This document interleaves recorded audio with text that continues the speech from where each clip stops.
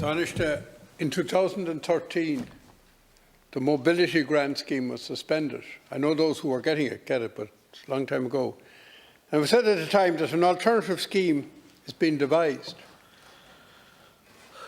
Recently, there was a court case, and the upshot of it is that we're now not carrying out the examinations for the primary medical certificate. Will they have to wait 7 years to have the issue addressed? Because we talk about care for the disabled, but do we act accordingly?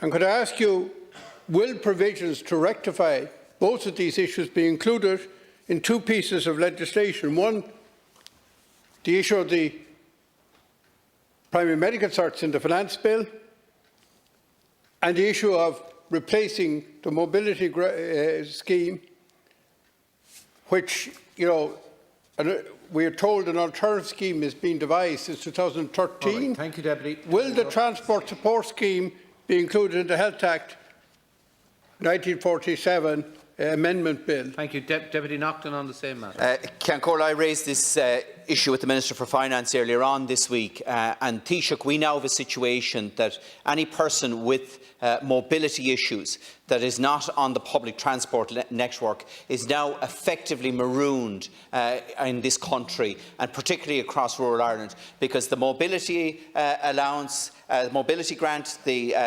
motorised transport grant and the primary medical cert have now been suspended, and there is no financial support available to people. So this needs to be dealt with in an expeditious manner and legislation brought forward as a matter of urgency. Thank you, Deputy Taoiseach. Yeah, thanks, deputies. I have to confess I wasn't aware that an issue had arisen in the courts around the primary medical cert, so that's a matter of real concern. I'll check that out for myself and speak to the Minister of Finance about it.